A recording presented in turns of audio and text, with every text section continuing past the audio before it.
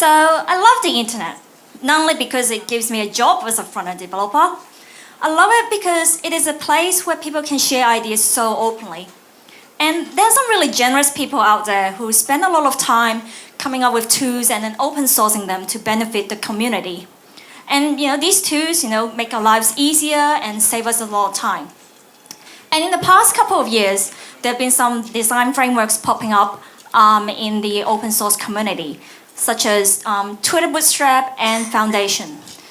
So these are essentially a library of design components that we can very easily download and use on our own website to create whatever website you want.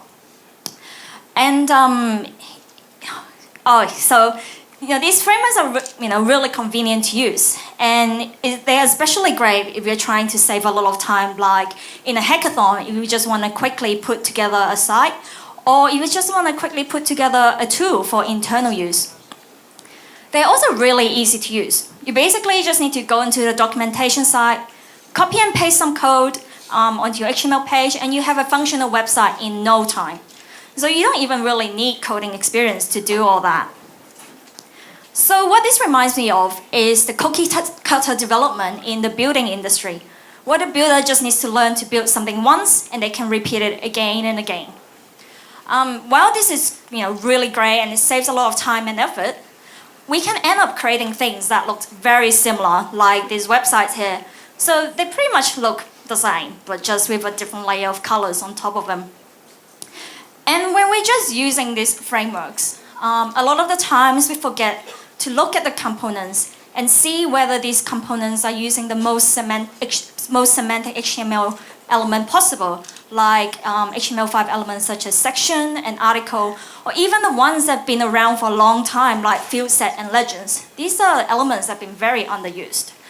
And a lot of the times when we use this framework straight out of the box, how often have we really looked under the hood to see whether the CSS is any good?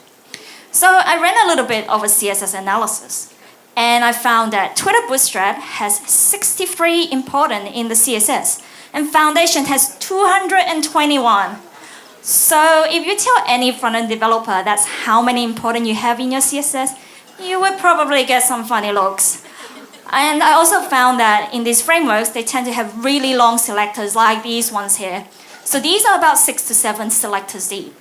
And when you have really long selectors like that in CSS, it increases your specificity.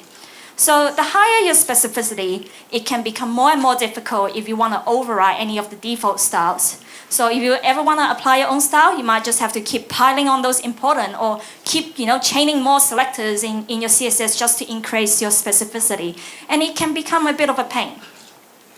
And while it's great that this framework gives you all the options and all the styles you would ever want, do you really need all of these on your website? Most likely not. So if you're just using them and including them in your code, it can create more bloat. And when we're using these frameworks, backwards compatibility can be an issue. So if you're trying to upgrade your framework to a different version, the vendor can include a lot of breaking changes. So in the case of Twitter Bootstrap 2 to Bootstrap 3, there's been 42 major class changes, and 18 CSS classes have been removed. So that is quite a lot of change. So if you ever want to upgrade your Bootstrap, you can end up having to make a lot of changes in your HTML as well. And speaking as a front-end developer, we should always try to create user interface that not only looks great, but is also robust and lean in the code. So if all we ever do is just download these frameworks and apply a different layer of color on top of them, where is the satisfaction in that? And how can we possibly push the boundaries of user interface if all we ever do is just copy and paste someone else's code? So what I would suggest is that, if you have the expertise on your team, try to create a framework that is catered to your needs and the needs of your product. Still look at these existing frameworks, but take the ideas that you like from them and incorporate them into your own. And see how they've built components in a certain way, and see if that can help you, overcome any of the technical difficulties that you may have.